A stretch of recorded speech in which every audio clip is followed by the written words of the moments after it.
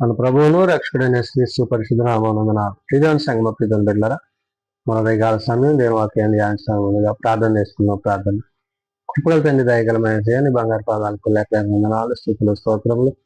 గతించిన రాత్రి అంతా నీ రెక్కల చాటును కాపాడి సంరక్షించిందేవా. మన దయకాల సమయం సజ్జలు ఎక్కడి నుంచి ప్రార్థించండగా వాక్యమైన దేవుడు వాక్యం నాతో మాతో మాట్లాడి మీరే మహిమ గంట ప్రభావాలు పొందమని చేసినాం నడుచున్నాం తండ్రి. ఆమేన్. దేవుని సంఘం అప్పిదని బిడ్డ నడుముకు ఏర్పాటు చేయడం ఒక భాగం అపోస్తలుడైన పౌలు హెబ్రీయులకు రాసిన పత్రిక 11వ అధ్యాయము 23 నుంచి 31 వచనాలు ధ్యానం చేసుకుందాం. అపోస్తలుడైన పౌలు హెబ్రీయులకు రాసిన పత్రిక 11వ అధ్యాయము 23 నుంచి 31 వచనంలో ఈ విధంగా రాబడినవి. మోషే పుట్టినప్పుడు అతని తల్లిదండ్రులు ఆ శిశువును సుందరుడై ఉండుట చూచి విశ్వాసమును బట్టి రాజాజ్ఞకు భయపడక 3 మాసంలో అతని దాచిపెట్టింది. ప్రియదేవుని సంగమా, ప్రియదేవుని బిడ్డలారా, దేవుని మాటలలో, దేవుని ఉద్దేశంలో మోషే యొక్క జనాన్ని బట్టి, యెహోషువ కాలమును బట్టి విశ్వాస వీరుల గురించి పౌలు పలుకుతున్నాడు. ఆనాడు హెబ్రీ సంఘానికి, నేడు సార్వత్రిక సంఘానికి తెలియజేసే మాట ఏంటంటే, దేవుడు తన బిడ్డలను ఎట్టి రీతిగా కాయనో, ఎట్టి రీతిగా భద్రపరచునో, ఎట్టి రీతిగా ఆయన సంరక్షించనో అనే విషయాన్ని ఇక్కడ మనం చూడగలం. కాబట్టి ఇక్కడ ఈ యొక్క మోషే యొక్క జీవితంలో ఏదైతే దేవుడు తన పట్ల ఏ ఉద్దేశాన్ని కలిగి ఉన్నాడో ఆ ఉద్దేశాన్ని దేవుడు అక్కడ కనబరిచాడు. కాబట్టి మోషే పుట్టినప్పుడు అతని తల్లిదండ్రులు ఆ శిశువును సుందరుడై ఉండుట చూచి అంటున్నాడు. అంటే అతని అందగాడు కాబట్టి, ఆ మోషే అందగాడు కాబట్టి మరి వారి ఆ బిడ్డ పట్ల మరి అక్రమం అన్యాయం చేసేవారే ఉన్నారు. కాబట్టి దేవుడు ఏం చేశాడంటే విశ్వాసమును బట్టి రాజాజ్ఞకు భయపడక అంటున్నాడు. అంటే దేవుని మీద నమ్మకం కలిగి, విశ్వాసం కలిగి దేవుని చిత్తాన్ని జరిగిస్తున్న విషయంలో భాగంగా మరి విశ్వాసమును బట్టి రాజాజ్ఞకు భయపడక 3 మాసాలు అతన్ని దాచిపెట్టింది. అంటే ఆ బిడ్డను 3 మాసాలు 3 సంవత్సరాలు ఆ బిడ్డను దాచడం, అతని పెంచడం ఇవన్నీ జరిగినాయి. కాబట్టి ఇక్కడ మోషే పెద్దవాడైనప్పుడు విశ్వాసమును బట్టి ఐగుప్తు ధనము కంటే క్రీస్తు విషయమైన నింద గొప్ప భాగ్యమని ఎంచుకొని అల్పకాలపు పాపభోగములను అనుభవించుట కంటే దేవుని ప్రజలతో శ్రమ అనుభవించుట మేలని యోచించి ఫరో కుమార్తె యొక్క కుమారుడని అనిపించుకొనుటకు ఒప్పుకొన లేదు. ఏలయనగా అతడు ప్రతిఫలముగా కొలుగుబోవు బహుమానమందు దృష్టి ఉంచెను. దేవుని చేత, దేవుని ద్వారా కలుగుబడేది, ఏర్పరచబడేది.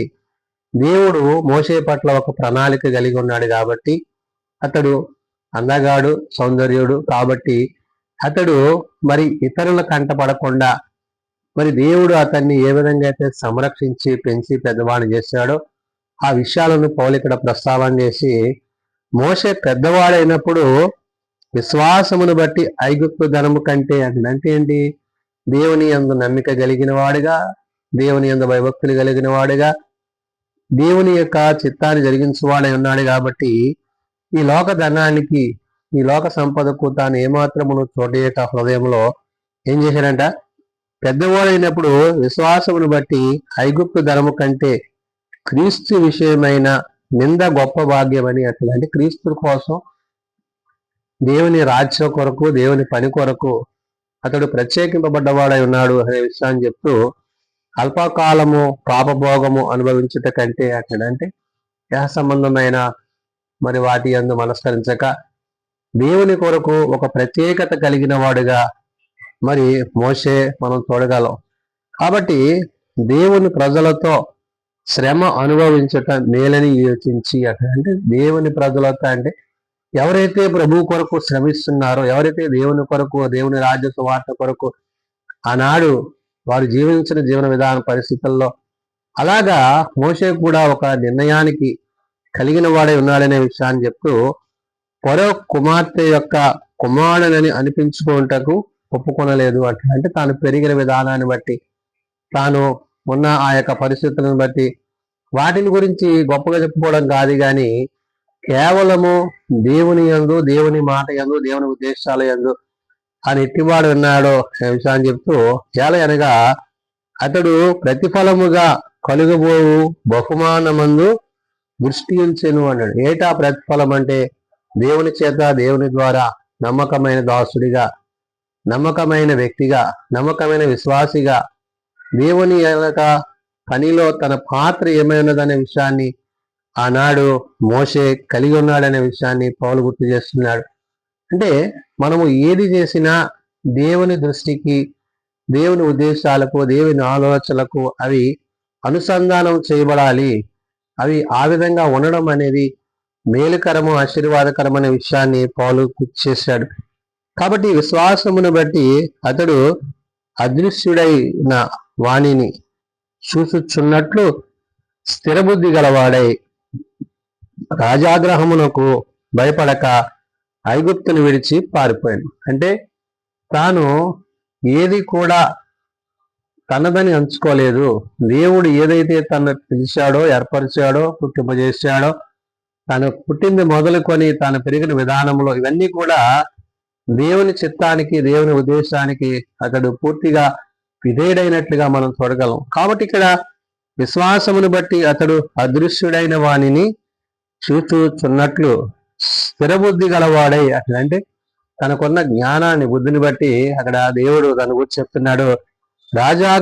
రాజాగ్రహమునకు భయపడక ఐగుప్తుని విడిచి పారిపోయాడు. అంటే తాను ఎందు నిమిత్తమైతే వెళ్ళిపోవాల్సి వచ్చిందో ఆ పరిస్థితిని గురించి చెప్తూ అంటున్నాడు.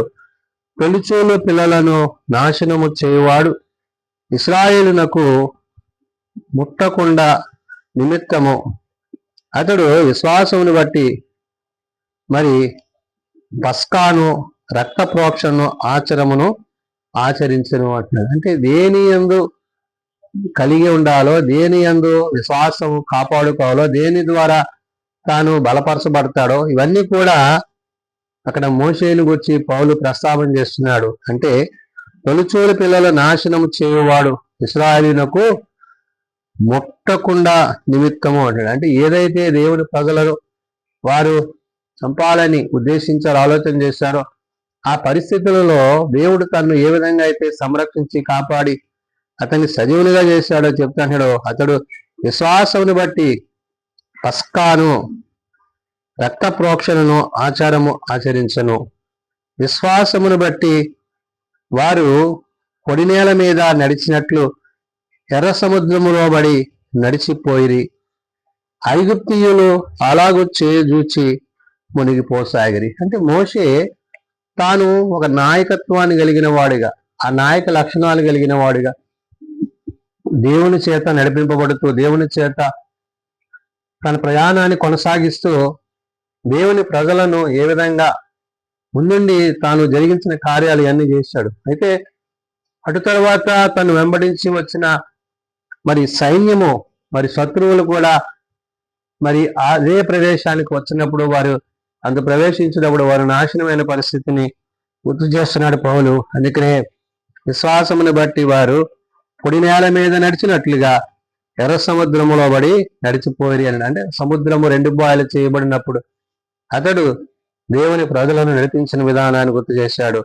ఐగుప్తులు అలాగ చేయజూచి మునిగిపోయారు. అయితే అదే రీతిగా ఐగుప్తీయులు కూడా పరిగెత్తారు కానీ వారు అందులో ప్రవేశించరు కానీ వారు మరణించారు అనే విషయాన్ని పౌలు గుర్తు చేస్తూ విశ్వాసమును బట్టి 7 దినముల వరకు ప్రదక్షిణము చేయబడిన తరువాత ఎరికో గోడలు కూలెను అంటాడు. అంటే విశ్వాసము చేత, విశ్వాసమును బట్టి ఇవన్నీ కలిగి ఉన్నాయి కాబట్టి నేడు నీవు నేను అట్టి విశ్వాసాన్ని కలిగి ఉండాలి. అంటే క్రీస్తునందు, క్రీస్తు ప్రేమయందు దేవుని చిత్తము జరిగించుటలో, దేవుని ఉద్దేశాలు నెరవేర్చుటలో మనము ఆయన చిత్తం ఏమైనదో ఎరిగి ఆ ప్రకారము మనం చేసినట్లయితే అలనాడు మోషేను, యెహోషువ కాలములో నాటి విశ్వాస వీరులను దేవుడు ఏ విధంగా అయితే నడిపించాడో నేడు ఈ కృపాకాలములో ఆయన తన బిడ్డలైన మనలను కూడా అట్టి రీతిగా ఆయన నడిపించడాన్ని గుర్తు చేస్తూ విశ్వాసమును బట్టి 7 దినముల వరకు ప్రదక్షిణము చేయబడిన తరువాత ఎరికో గోడలు కూలెను. విశ్వాసమును బట్టి రాహాబును వేశ్య వేగుల వారిని సమాధానముగా చేర్చుకొని నందున అవిధేయులతో పాటు నశింపక పోయిను అంటున్నాడు. అంటే తాను ఏదైతే దేవుని పట్ల, దేవుని మాటల పట్ల, దేవుని ప్రజల పట్ల నమ్మిక కలిగి ఉందో అప్పుడు తన ప్రతి పరిస్థితి మార్చబడింది. నేడు నీవు నేను ఆయన సన్నిధిలో ఉన్న మనము విశ్వాసమును బట్టి వేడినప్పుడు అన్నాడు దేవుడు మోషేను యెహోషువ కాలమున మరి విశ్వాస వీరులుగా వారిని నిలబెట్టిన విధానాన్ని బట్టి నేడు మనము ఆయన మాట చేత, ఆయన వాక్యము చేత ఏదైతే ప్రభు మనకు అనుగ్రహించాడో ఆయన ఇచ్చిన రక్షణను బట్టి, ఆయన ఇచ్చిన కృపను బట్టి మనము అట్టి కృపలో కొనసాగిన వారమైతే తప్పక మనము క్రీస్తు యొక్క రాజ్యములో, క్రీస్తు యొక్క రాజ్య పరిపాలనలో మనము పాలుభాగస్తులు అవుతామని పరిశుద్ధాత్మ దేవుడు తెలియజేస్తున్నాడు. కాబట్టి పౌలు ఆనాడు హెబ్రీ సంఘానికి, నేడు సార్వత్రిక సంఘానికి రాసిన యొక్క పత్రిక ద్వారా మనము క్రీస్తు నందును, క్రీస్తు మనయందును సదాకాలము జీవించినట్లు అట్టి కృప పరిశుద్ధాత్మ దేవుడు మనందరికీ అనుగ్రహింపచేయునుగాక. ఆమేన్. ప్రార్థన చేసుకుందాం. ప్రేమ నమ్మకం కలిగిన మా తండ్రి, కృప కలిగిన దేవ, అవును నాయన, నీ ప్రజలను రక్షించేవాడవు, నిన్ను ప్రేమించు వారిని వర్ధిల్ల చేయవాడు, మరణములో నుండి జీవంలోనికి నడిపించి అయ్యా పుట్టిన బిడ్డను నాయన మరి శత్రువు యొక్క హస్తాల నుండి తప్పించి అతన్ని పెంచి పోషించి నడిపించి నీ ప్రజలైన ఇశ్రాయేలుకు నాయకునిగా చేసిన మోషేను బట్టి, పౌలు సెలవిచ్చిన మాటలను బట్టి ప్రవ్వా నీ అందు మేమును మా అందు నీ మాటలు నిలిచినట్లు నేడు ఈ కృపాకాలంలో ఉన్న మేము నీ కృప యందు నిలిచి నీ అందు విశ్వాసములో జీవించుటకు మాకు సహాయం దయచేయండి.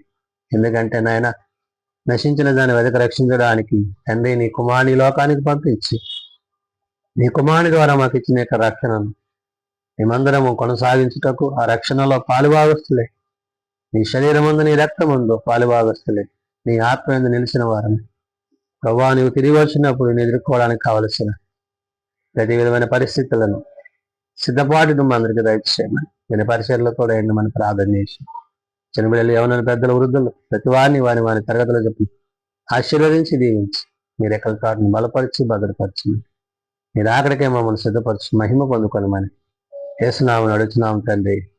ఆమేన్. పరలోకమందున మా తండ్రి నీ నామం పరిశుద్ధపరచబడేగాక, నీ రాజ్యం వచ్చేదాకా, నీ చిత్తం పరలోకమందు నెరవేర్చినట్లు భూమి మీద నెరవేరేగాక. మామూలుగా నాడు మాకు దయచేయండి. అడగ ప్రార్థన చేసిన వారు మేము క్షమించిన ప్రకారం మా ప్రార్థన శోధనలో తేకాల్సిన తప్పించి రాజ్యము, శక్తి, మహిమ నిరంతరము నీవే అవుతండి. ఆమేన్. తన ప్రముఖ నేను దేవుని ప్రేమ, ప్రభువైన యేసుక్రీస్తు కృప, ఆదరణకర్త అయిన పరిశుద్ధ ఆత్మ సహాయము సదా తోడండి సంరక్షించునుగాక. ఆమేన్.